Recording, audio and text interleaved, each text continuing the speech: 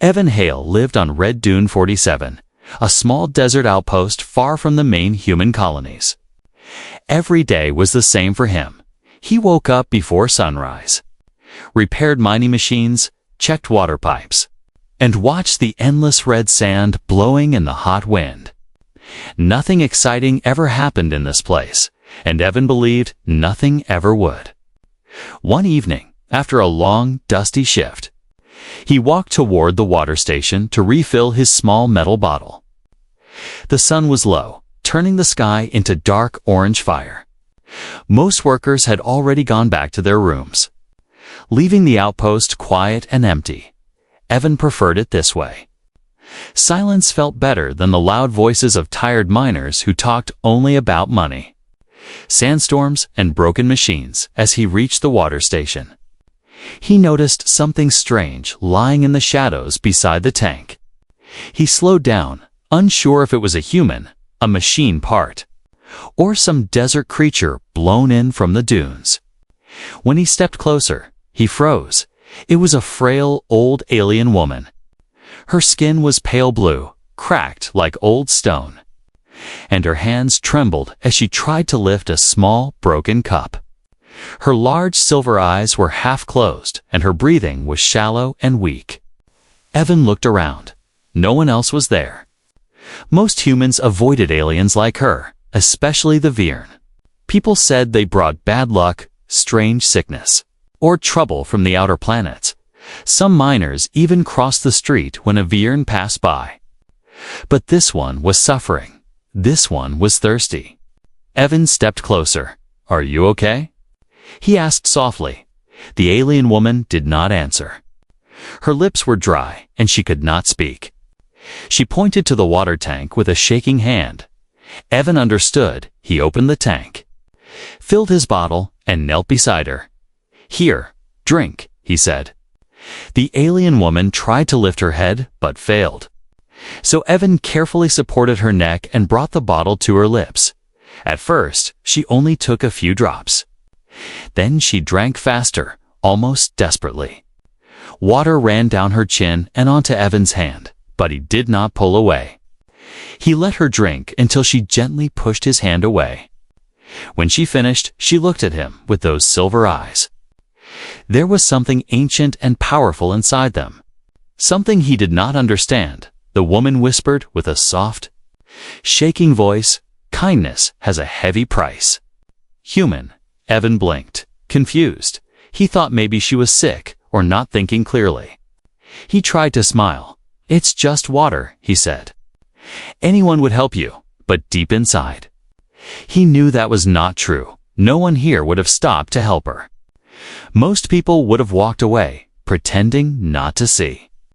Evan stood up and looked around again. "Do you want me to call the med team?" he asked, but the alien woman shook her head slowly. She looked up at him again, her voice barely above a whisper. "You will be remembered." Then she closed her eyes and leaned back against the water tank. Resting, Evan stayed with her for a few minutes to make sure she was breathing normally. When she seemed stable, he quietly left. Still unsure of what she meant, he walked back to his small living unit, thinking about her strange warning, but soon he pushed it out of his mind. People on desert planets said weird things all the time. Maybe she was old and tired. Nothing more. That night, the wind blew harder than usual. Evan had trouble sleeping, hearing distant footsteps in the sand. Probably animals, he told himself, probably nothing. But when he awoke early the next morning and opened his door, something strange waited for him. In the red sand outside his home were footprints. Not human footprints. They were long, sharp, and deep, as if made by someone tall and powerful. And there were many of them, circling his door like visitors, waiting for permission to enter. Evan felt a chill run down his spine. He had seen alien tracks before, but never 5 sets all around his home. He bent down to touch one of the prints, feeling the cold morning air inside the deep shape. Then, there was a slow knock on his door. 3 soft taps, like someone polite but not human. Someone waiting for him. Evan slowly stood up. His heart pounding, he reached for the door. Unsure of what waited behind it, he took a breath, his hand shaking on the handle. And he opened it, when Evan opened the door. His breath caught in his throat. He expected maybe the old alien woman, or a desert guard, or even a sand animal, but what stood in front of him was something he never imagined. 5 tall young aliens stood in a perfect line. Their skin was smooth and silver blue, glowing softly in the morning light. Their eyes were bright like small moons, and each one wore thin armor that looked both ancient and futuristic. They were Viren like the old woman, but stronger, sharper, and far more intimidating. The tallest stepped forward and bowed his head. "Human Evan Hale," he said, his voice calm but powerful. "We come in gratitude." Evan blinked, unsure if this was real. "In gratitude," he repeated. The tall one nodded slowly. "You gave water to our grandmother," he said. "You saved her life." The word grandmother hit Evan like a hammer. The old woman was their grandmother. These beautiful, strong beings belonged to her. And she belonged to them. Suddenly, it all made sense, this strange warning. The footprints, the soft knock, another one stepped forward. This one shorter, but more intense. "We owe you a life debt," he said. His voice was deeper and carried a serious weight. Evan swallowed hard, feeling the pressure of their eyes on him. "Life debt?" Evan whispered. "That's not necessary." But the 5 aliens shook their heads in perfect unison. "It is law," the tallest said. "Viren, do not break this law." Evan's mind raced. He knew Viren life debts were legendary. Once they owe you, they protect you forever, no matter what happens. No matter who tries to harm you. It sounded noble, but also dangerous. Because if someone attacked Evan, the Viren would attack back, no matter the cost. "Look," Evan said slowly, trying to breathe. "I just gave her water." "It was more than water," the tallest replied, his voice softening. It was respect. Before Evan could answer, the ground shook slightly. A low rumbling sound rolled across the desert, making the sand vibrate. The 5 Viren turned their heads instantly, their eyes focusing on the distant sky. Evan looked too, confused. "What is that?" he asked. The shortest one whispered, "Trouble," high above the outpost. Flying engines roared like angry beasts. Evan recognized the sound. Pirate skimmers, fast, loud, and always dangerous. But these were bigger than normal, heavier, stronger. They weren't here to steal tools or food. They were here for something or someone important. The tallest Viren stepped forward, his armor glowing brighter. "You must go inside," he said firmly. Evan shook his head. "Why? What's happening?" The second one pointed at the sky, his eyes cold. "They are hunters," he said. "They search for our grandmother." Evan felt his stomach twist. Why would pirates want an old woman? He asked, but the Viren didn't answer. Instead, they surrounded him in a protective circle, moving with incredible speed and precision. Evan felt like a small child caught in a ring of wolf's knot, threatened, but completely controlled. Neighbors peeked from windows. Confused and frightened, whispers spread quickly. "Why are Viren warriors here? Who is that human? How did he get them to follow him?" Evan wished he knew the answer himself. The pirate ships grew louder, the sound dropping like thunder. The tallest Viren spoke. "They have scanned the area. They know grandmother is near." One of the Viren touched his ear, listening to something only he could hear. "Contact," he said. 30 seconds. Evan stared at him, confused. "Contact? With who?" The tallest turned to him, his silver blue eyes glowing with seriousness.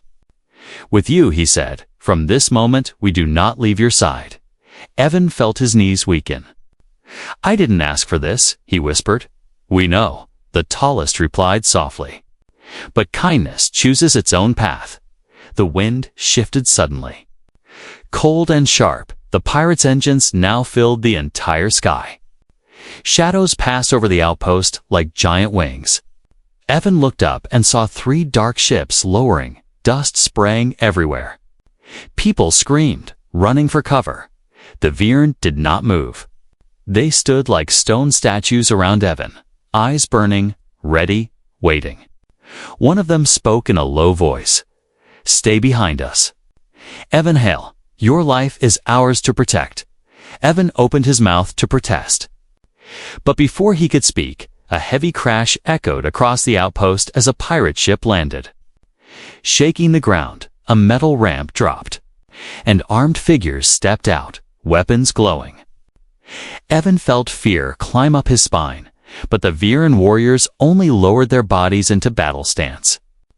Their armor brightened, their eyes sharpened. One whispered, "Let them come," and the desert held its breath, waiting for the first strike.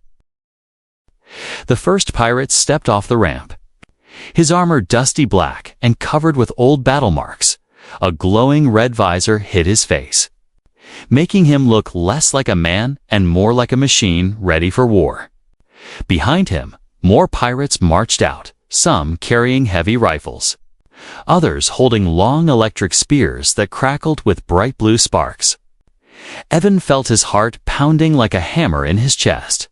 He had seen pirates before, but never like this. These were sand jackals, the worst kind on Red Dune 47. They never came unless they wanted something big, something valuable, or someone powerful. The tallest Viren warrior took one step forward, placing himself between Evan and the pirates. His eyes glowed brighter as he lifted his hand, forming a thin blue shield made of energy. The shield hummed softly, sending ripples through the air like heat waves above hot metal. The pirate captain raised his hand, signaling his men to stop. He looked at the 5 Viren warriors with a long, slow tilt of his head. "Well," he said in a rough voice, "I did not expect the Queen's bloodline to be so active." Evan felt the words pierce the quiet air. Queen's bloodline. So the old woman was not just important, she was royalty. He stared at the Viren warriors, but they did not look at him. Their eyes were only on the pirates. "You are not welcome here," the tallest Viren said calmly. "We do not flee," the pirate captain replied. "We hunt at his signal." The pirates spread out, forming a half circle around the Vir and Evan. Weapons aimed, fingers tense on triggers. The air grew tight, as if the desert itself held its breath. Evan whispered, "What do they want?" The smallest Viren answered without moving his eyes. "They want our grandmother, and they want anyone who helped her." "So, me?" Evan asked, fear twisting in his stomach. "All who show kindness to her become targets," the Viren said. "You are now marked." Evan wished he could run, but his legs refused to move. The Viren warriors stood unmoving around him like living statues carved from silver stone, protective, silent, and deadly. The pirate captain raised his voice. "Hand over the human," he shouted. "Hand over the Queen's grandchildren, and we may let the rest of the outpost live." The tallest V8 answered with a slow shake of his head. "No." The captain laughed, a cold, broken sound that echoed across the metal buildings. "Then we take you by force," he said. One of the pirates fired the first shot, a bright red beam that flew toward Evan's chest, but before it could hit, one Viren warrior moved so fast, Evan barely saw him. The beam struck the warrior's shield and exploded into harmless light. Then everything erupted into chaos. The Viren warriors leaped forward with incredible speed. Their bodies flowed like water, twisting and flipping between the pirates. Blue energy blades formed in their hands, glowing like burning stars. The pirates fired wildly, shouting orders. But the Viren were too fast. Each swing of their blades cut through weapons, armor, or the air itself. Sending shockwaves across the sand, Evan crouched low, covering his head as dust exploded around him. He could hear the sound of metal meeting energy. The screams of pirates, the hum of shields breaking and reforming. Neighbors hid inside their homes, windows shaking from the force of the battle. Children cried, and adults whispered prayers. No one dared step outside in less than a minute. Most pirates were either unconscious or crawling back toward their ship. But one pirate, a thin, long-legged scout with sharp yellow eyes, escaped the fight. He slid behind a metal crate, pulled out a small recording device, and pointed it directly at Evan. Evan felt a cold chill when he saw the red light blinking on the device. The scout spoke into it. "Target identified," he said.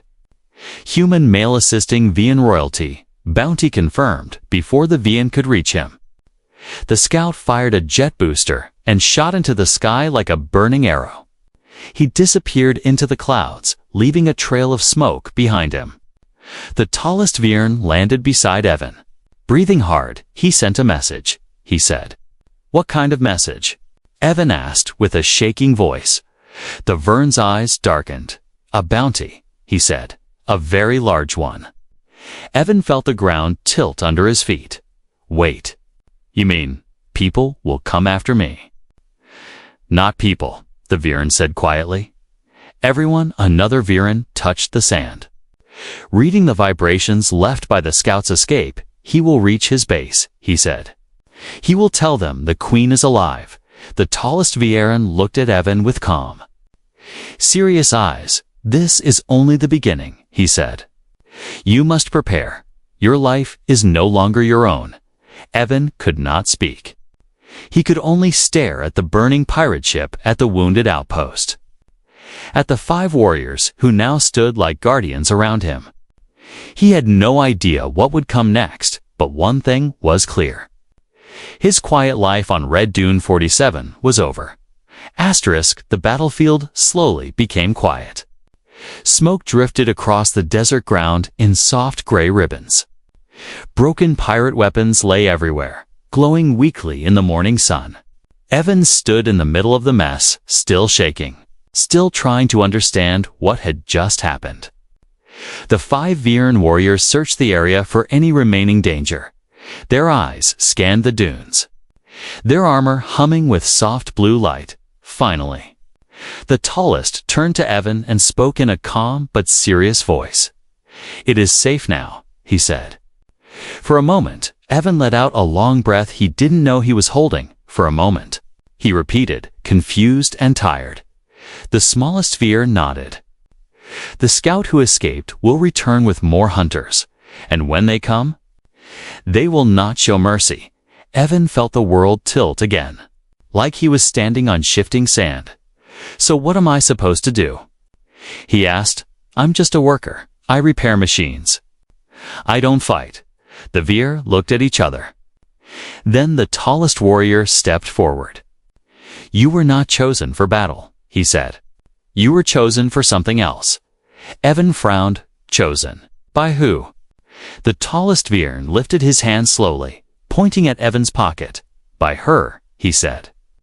"By our grandmother." Evan felt confusion twist inside him. "What do you mean?" The smallest Veer nodded toward him. "Check your pocket," he said. Evan hesitated, but reached into the pocket of his dusty work jacket. His fingers touched something smooth and warm, something he didn't remember putting there. When he pulled it out, his breath stopped. In his hand lay a small, glowing crystal.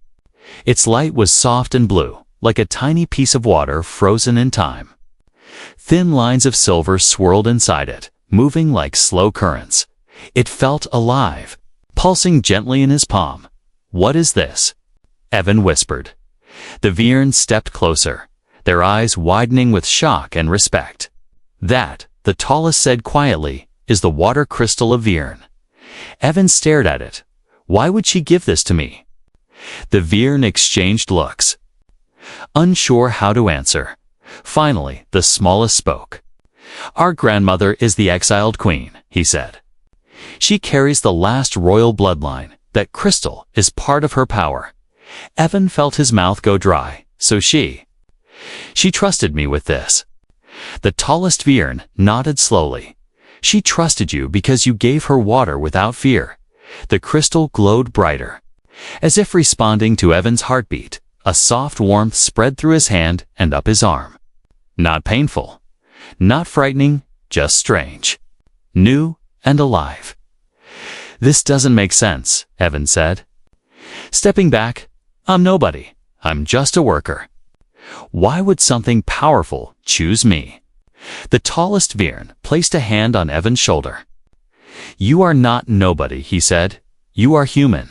Evan frowned. Unsure what that meant, but the Viren continued. "Humans are different from us. You feel emotions strongly. You value life. You act with courage even when afraid." Evan looked at his hand again. The crystal glowing warmly in his palm. "But what does this crystal do?" The Viren lowered their heads, a sign of respect. "It can heal," the tallest said. "It can purify water," another added. "It can create shields," a third whispered. "It can unlock hidden strength," said the fourth.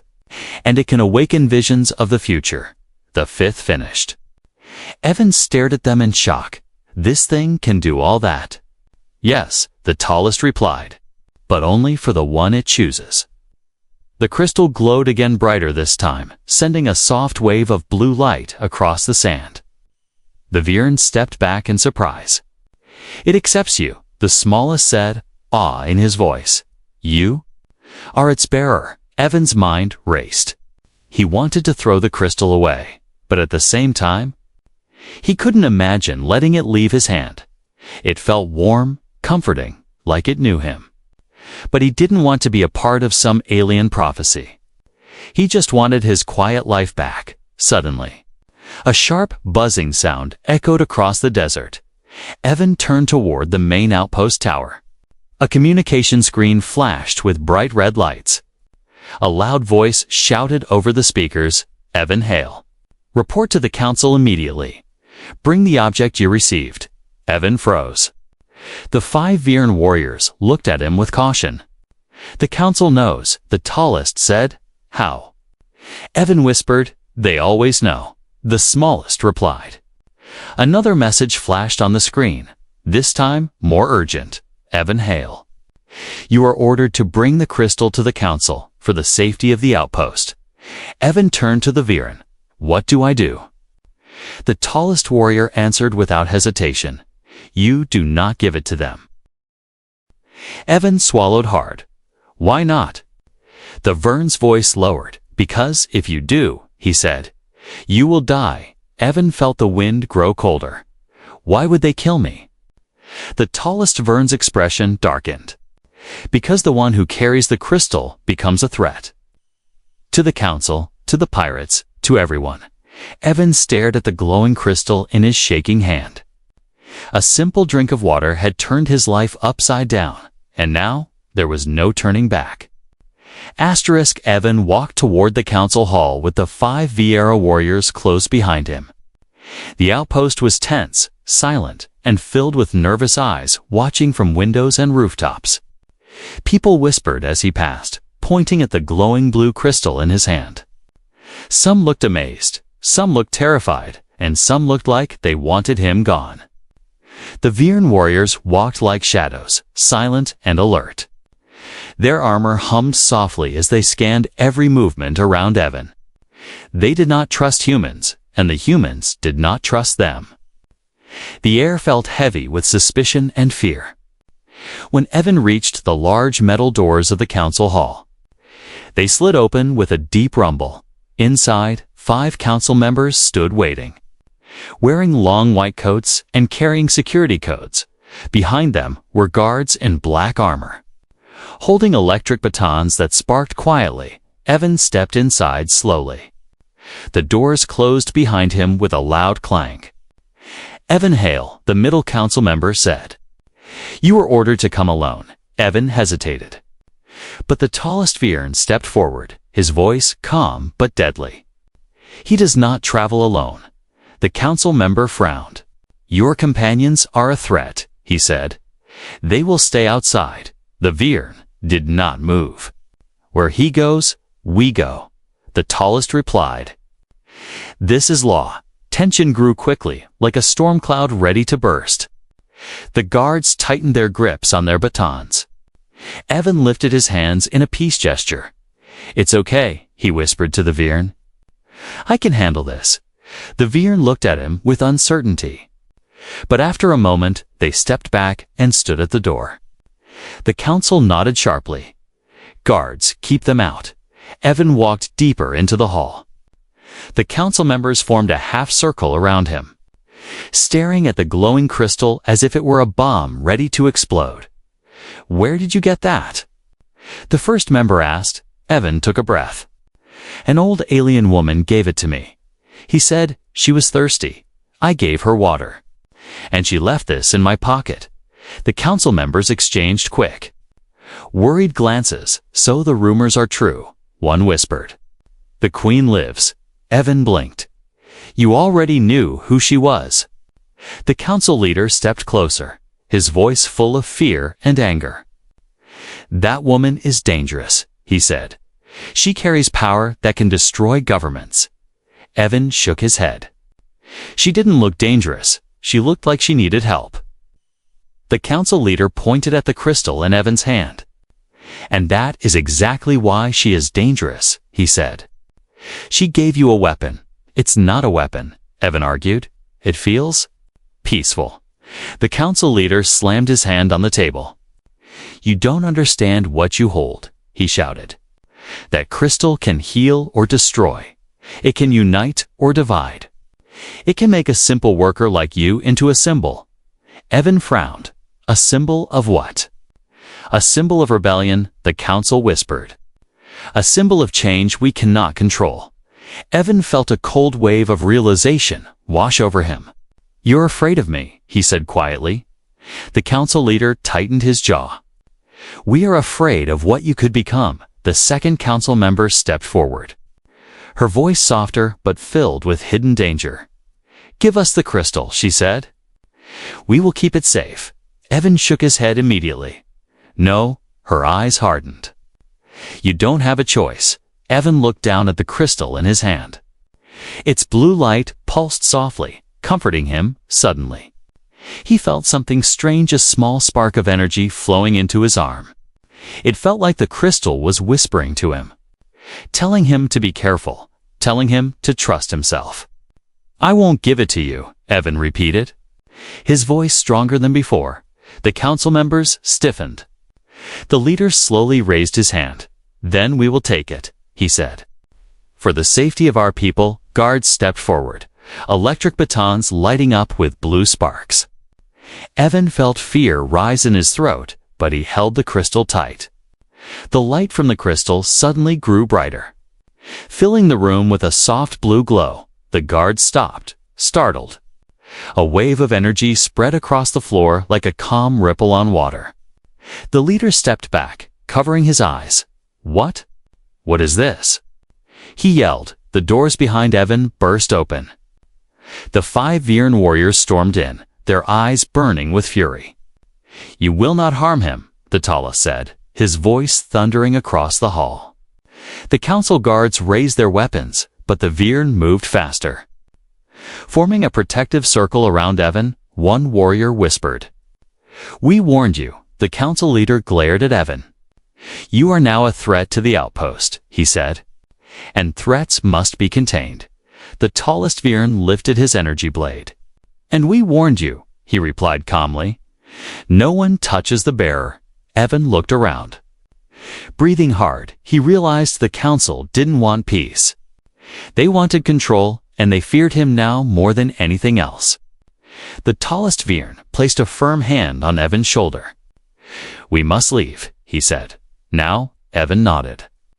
There was no turning back. The council wanted the crystal, and they wanted him dead. His simple life was gone forever, and the path ahead was filled with danger he couldn't imagine.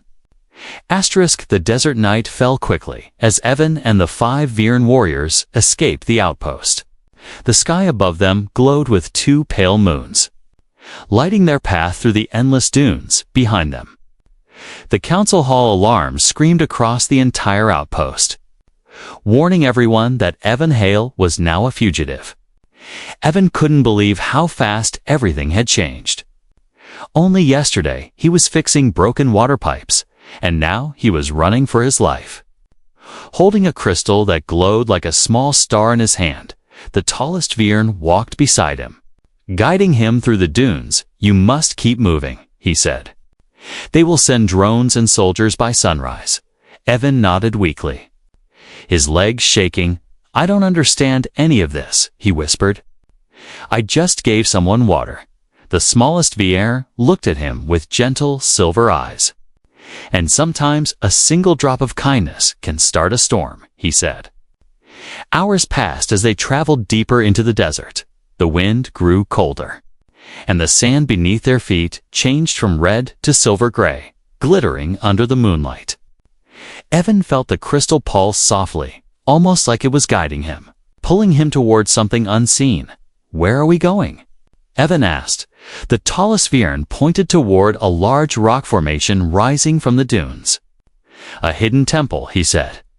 "It is older than our people, older than your people, older than all our wars." As they walked closer, Evan saw strange symbols carved into the stone walls. Glowing faintly in blue, the Viren touched the symbols with their fingers, and a deep rumble echoed from within the rocks. A hidden door slowly opened, revealing a dark tunnel lit by soft blue lights that seemed to float in the air. Inside, the tallest Viren said. Evan stepped in carefully. Feeling the air grow cooler and heavier, the walls were covered with ancient drawings of Viren kings, queens, warriors, and strange creatures Evan couldn't identify. At the end of the tunnel, the path opened into a wide chamber filled with glowing pools of water and tall pillars made of crystal. In the center of the room, sitting on a smooth stone throne, was the old alien woman, the queen. Evan froze. She was no longer weak, no longer trembling. She looked taller, stronger, her silver eyes bright like shining moons. Her skin glowed softly, healed and renewed. The 5 grandchildren fell to their knees instantly. Bowing deeply, Evan stood still, unsure if he should bow or speak. But the queen smiled at him warmly. "Come, Evan Hale," she said softly. "You gave me life when no one else dared." Evan walked forward slowly, the crystal glowing brighter with every step he took. The queen raised her hand, and the crystal lifted out of his palm. Floating gently between them, blue light spread across the chamber like waves on water. "It has chosen you," she said. Evan swallowed hard. "I don't understand why." The queen looked at him with kind, ancient eyes. "Because humans carry something my people have forgotten," she said. "Compassion, courage, and heart." She motioned for him to place his hands on the crystal. Evan hesitated but obeyed the moment he touched it. Visions rushed into his mind, bright flashes of starships, battles, burning worlds, and finally, a silhouette that looked like him. Standing between 2 galaxies holding the crystal like a torch, Evan gasped and pulled back, trembling. "What was that?" He whispered. "Your future," the queen said calmly. "Or the future you might choose." Evan shook his head. "I can't be part of this. I'm not a leader. I'm not a warrior. I'm just a worker." The queen stood and walked slowly toward him. "You are more than what your old life made you," she said gently. "And the crystal does not choose by accident." The Viren grandchildren looked at Evan with quiet respect. "You carry hope," the tallest said. "You carry balance," the smallest added. "And you carry danger," another whispered. Because the crystal's light will be hunted, Evan wanted to protest. Wanted to argue, but deep inside he knew it was true. His life was no longer normal. The council feared him. The pirates wanted him. And the queen believed in him, but he only believed in one thing. He didn't want to see anyone hurt. A deep tremor suddenly shook the temple, dust falling from the ceiling. The Viren warriors snapped into defensive stance. Their eyes alert, the queen closed her eyes. Listening to the vibrations in the air, "They are coming," she whispered. The council, Evan's heart dropped. How did they find us? He asked. The queen touched the crystal. Because the crystal's light cannot stay hidden, she said. It calls to those who fear it and those who desire it. Another tremor shook the chamber. Louder this time, outside the tunnel, distant engines roared like thunder. The queen placed the crystal back in Evan's hands. You must stand with us, she said, or everything we love will fall. Evan looked at the glowing crystal. His hands shaking, the desert storm had begun. And he was now standing in the center of it. The ground shook again, harder than before. Sand rained from the ceiling of the ancient temple as loud engines thundered from above. Evan felt the air grow heavy and hot. As if danger itself was crawling into the tunnels, the 5 Viren warriors moved quickly, forming a protective circle around the queen and Evan. Their eyes glowed bright, their armor pulsing with blue lines of energy. Council soldiers, the tallest Vian said, listening to distant voices echoing through the tunnels. They are coming with armored units, not only soldiers, another added. They have hired mercenaries. Evan swallowed hard. So everyone wants to kill us now, he whispered. No, the queen corrected him gently. They want the crystal. Evan stared at the glowing stone in his hand. It pulsed like a heartbeat, warm and steady. He had never felt anything so powerful, yet so calm. But he also sensed fear around him, the fear of the Vir. The fear of the queen, the fear of the entire desert world. And somehow, all that fear now surrounded him. Footsteps echoed from the tunnel. Loud metal boots, dozens of them, shouting voices. Charging sounds, weapons powering up. The Viren warriors shifted into battle stance. Evan hail, the queen said. Stand beside me. Evan moved next to her. Though fear trembled through his entire body, what do I do? He asked.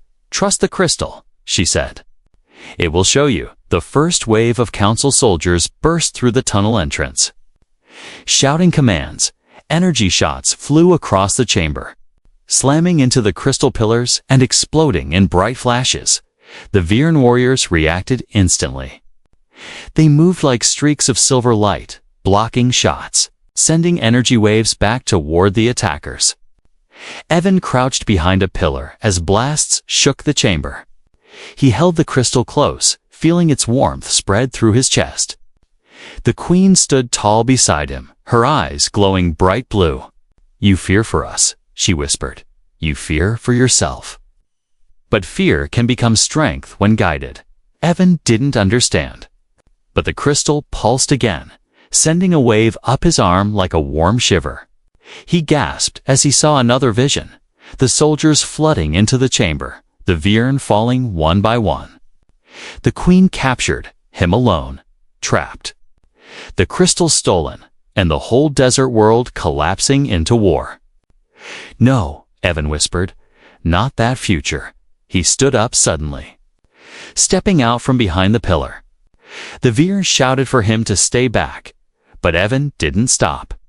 He lifted the crystal in both hands as if holding a glowing sun. Energy rushed through him, strong and bright.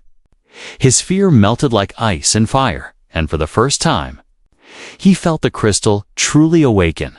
A massive blue pulse exploded outward from him. It swept across the chamber like a storm wave. Council soldiers were thrown backward, their weapons shorting out. Mercenaries stumbled and fell, unable to stand against the pure energy shield forming around Evan. The Viren watched in awe. Evan felt like he was standing in the center of a bright ocean, not drowning, but standing strong. The queen stepped beside him, resting her hand on his arm. You are the link, she said softly. The bridge between human and Viren. The soldiers regrouped at the tunnel entrance, shouting for reinforcements. But Evan raised the crystal again. This time, he didn't think. He only followed the calm guidance flowing from the stone. Blue currents swirled around him, forming a protective bubble around the queen and the warriors. Outside the bubble, sand lifted from the ground in spirals. The chamber glowed like a second sun had risen inside it.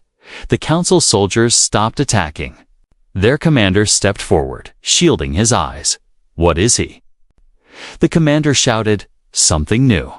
The queen answered, her voice echoing through the chamber, "Something your fear created." "And your cruelty awakened." The commander raised his weapon anyway. But before he could fire, the crystal sent a gentle but powerful wave outward. It pushed the soldiers back without hurting them.